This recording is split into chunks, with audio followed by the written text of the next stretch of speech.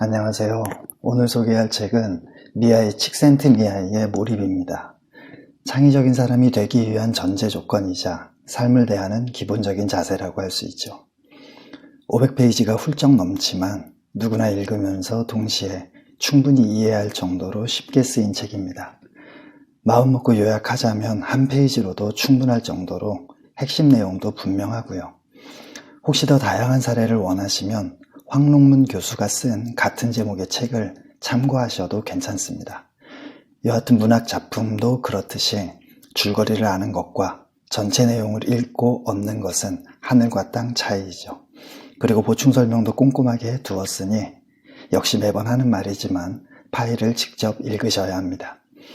방송에서는 핵심 내용만 설명하겠습니다.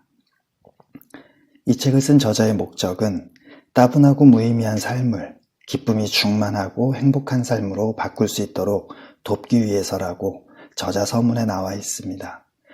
개인적으로 삶의 목표를 행복에 두는 걸 매우 싫어하지만 꾹 참고 저자의 주장을 순서대로 따라가 보겠습니다. 우리는 지금껏 예전에 그 누구도 누리지 못한 물질적 풍요로움에 둘러싸여 생활함에도 불구하고 행복의 정도는 조금도 높아지지 않았습니다. 그 이유는 경험의 양만 크게 늘었을 뿐 경험의 질은 그대로이거나 오히려 낮아져서 그렇습니다. 이게 문제가 되는 이유는 우리가 매일 그리고 매 순간 경험하는 것들이 쌓여서 우리의 삶을 만들기 때문입니다. 삶의 질을 높이기 위해서는 우리가 매 순간 하는 모든 경험의 질을 높여야 합니다.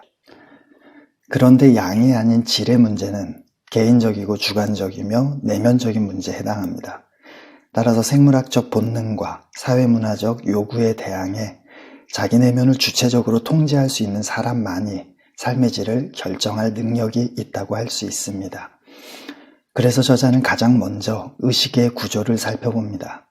우리가 이미 알고 있듯이 의식은 제한되어 있고 우리의 관심, 즉 주의는 의도적으로 에너지를 소모하는 행위이며 삶의 목적과 밀접하게 관련된 주의를 어디에 얼마만큼 쏟는지에 따라 우리의 경험이 달라지고 그에 따라 삶의 질도 달라집니다. 저자는 주의가 흩어져서 산만해진 상태를 무질서한 정도를 나타내는 물리학 용어를 차용해서 심리적 엔트로피라고 부르고 이와는 반대로 하나의 주의를 집중함으로써 산만한 의식을 질서 잡힌 의식으로 바꾸는 것은 네겐트로피라고 부르지만 중요한 개념은 아닙니다. 이렇게 의식과 주의와 경험과 삶의 질의 관계를 파악한 후에라야 즐거움, 즉 행복을 논할 수 있습니다. 행복은 우연히 찾아오는 게 아니라 외부적인 요인을 주관적으로 어떻게 해석하고 얼마나 노력하는가에 달려있다고 할 수 있습니다. 다시 말해서 자신의 관심과 주의를 통제할 수 있는 능력, 그리고 삶의 매 순간 몰입할 수 있는 능력이 행복으로 가는 지름길이라는 거죠. 통념과는 달리 생물학적 프로그램이나 사회적 환경에 의해 설정된 기대가 충족될 때 느끼는 만족감인 쾌락은 행복, 즉 즐거움이 아닙니다. 음식과 좋은 음악을 즐기는 것과 맛있는 음식을 먹고 신나는 음악을 들으면서 쾌락을 느끼는 건 전혀 다른 문제입니다. 어떤 노력 없이도 누구나 쾌락을 느낄 수는 있지만 주의를 집중하지 않으면 즐거움과 행복을 느끼기란 불가능하기 때문이죠. 늘 맛집만 찾아다닌다고 그를 미식가라고 부르지 않고 하루에 커피나 포도주를 닥치는 대로 10잔 이상 마신다고 그를 바리스타나 소믈리에라고 부르지 않는 것과 같습니다.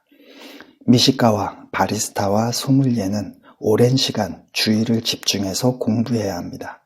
고통, 즉 노력 없이는 얻는 것도 없다는 말처럼 본능적인 쾌락은 어떤 노력도 요구하지 않기에 쾌락 속에 머물면서 자아의 성장을 기대하는 건 어불성설입니다. 오히려 자아의 성장을 방해하는 걸림돌이 될 때가 더 많죠. 중요한 개념은 모두 살펴본 셈인데 정리하자면 이렇습니다. 의도적으로 노력하지 않은 채 가만히 놓아두면 우리의 의식은 산만하게 흩어지고 쾌락 속에 파묻혀 성장을 멈추게 됩니다. 의도적으로 주의를 하나의 목적에 집중해야 의식의 질서가 생기고 그런 사람만이 경험의 질을 높이는 동시에 삶의 질도 높일 수 있으며 그것이 바로 즐거움, 즉 행복으로 가는 지름길이라는 겁니다. 저자는 의도적으로 주의를 하나의 목적에 집중하는 걸 최적 경험, 몰입, 플로우 등으로 부릅니다. 우리말로 삼매경이라고도 할 수 있는 플로우 경험이 마치 물이 흐르는 것처럼 편안하고 자연스러운 느낌이라서 그런 이름을 붙였다고 합니다. 이런 플로우를 마음 가는 대로 거닐고 서성이면서 외적 보상에 연연하지 않은 채 완전히 자기 목적적인 경험을 하는 장자의 소요유에 빗댄 것, 그리고 어쩔 수 없이 해야만 하는 일을 플로우 활동으로 변화시킨 사례로 포정해우를 든 것에서 저자의 해박함을 엿볼 수 있습니다. 플로우를 경험하기 위한 3가지 전제 조건은 이렇습니다. 첫째, 난이도가 적당한 도전적인 과제를 자발적으로 선택해서 성공적으로 수행해야 합니다. 난이도는 자신이 오랫동안 갈고 닦은 능력보다 한참 낮아서도 안 되고 한참 높아서도 안 됩니다. 한참 낮으면 따분함과 지루함을, 한참 높으면 불안함과 포기하고 싶은 마음이 들기 때문이죠. 도전적인 과제란 목적이나 꿈이나 목표를 가리킵니다. 과제의 난이도는 스스로 그 과제를 얼마나 어렵다고 느끼는가에 달려 있습니다. 자신이 보유한 기술에 따라 도전한 과제를 선택하든 과제를 먼저 선택한 후 그에 필요한 기술을 익히든 오랜 시간 힘들게 노력해서 익힌 기술이나 능력이 필요합니다. 이때 능력은 실제로 지닌 능력뿐만 아니라 스스로가 가지고 있다고 생각하는 능력이어도 괜찮습니다. 다만 플로우 활동을 향한 첫걸음은 외부적인 동기 또는 외부적인 강요입니다. 플로우 활동은 가만히 있어도 자연스럽게 일어나는 일이 아니기 때문이죠. 여하튼 플로우는 자신의 능력과 과제의 난이도가 일치할 때 발생합니다.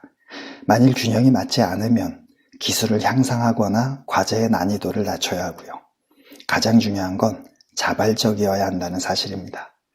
외부에서 제시하거나 강요한 기준이 아니라 내적인 동기와 보상이 있을 때라야 비로소 경험 그 자체가 목적이 되는 자기 목적적 활동에 집중할 수 있고, 그럴 때만 자질구레한 걱정을 모두 잊을 수 있으며 내 인생의 주인공은 바로 나라는 자기 삶에 대한 통제감을 느낄 수 있기 때문입니다. 둘째, 즉각적으로 피드백을 받을 수 있어야 합니다. 그래야만 수시로 난이도를 수정하고 목표를 재설정하며 성취감을 느낄 수 있으니까요. 이때 피드백의 종류는 개인마다 다양할 수 있습니다. 셋째, 처음에 설정한 목표에 도달하면 난이도를 조금 더 높인 과제를 찾아서 다시 시작해야 합니다. 플로우는 변증법처럼 끝이 없는 과정 그 자체이기 때문이죠. 이렇게 플로우를 경험하고 나면 몇 시간이 몇 분인 것처럼 느껴지기도 하고 몇 분이 몇 시간처럼 느껴지기도 합니다. 나아가 우리의 자아가 한층 더 성장해 있는 것도 보게 되고요. 그래서 플로우 활동의 핵심은 자아의 성장에 있다고 저자는 말합니다. 여기에서 성장은 복합적인 성격을 띠게 된다는 의미인데 자세한 내용은 다음 방송으로 잠시 미루겠습니다. 저자는 스트레스도 우리가 그것을 스트레스로 느껴야 비로소 존재하는 것이기에 스트레스를 스트레스로 보지 말고 경험과 삶의 질을 향상하기 위해 제시된 과제로 보면 어떨까라는 제안을 합니다. 저자가 가장 강조하는 게 모든 것은 마음먹기에 달려있다는 일체유심주의이기 때문이죠. 즉, 외부의 사건과 활동을 내면의 의식에서 어떻게 받아들이고 해석하는가에 따라 모든 것이 플로우 경험이 될 수도 되지 않을 수도 있기 때문입니다. 스스로 모든 경험을 플로우 경험으로 전환할 수 있는 사람은 불행을 당했을 때도 그 사건을 전화위복의 기회로 삼아서 절망적인 상황조차 즐길 수 있는 사람이라고 할 수 있습니다. 그러나 매 순간을 플로우 경험으로 만드는 것에서 멈추면 안 됩니다. 한 단계가 더 남았습니다.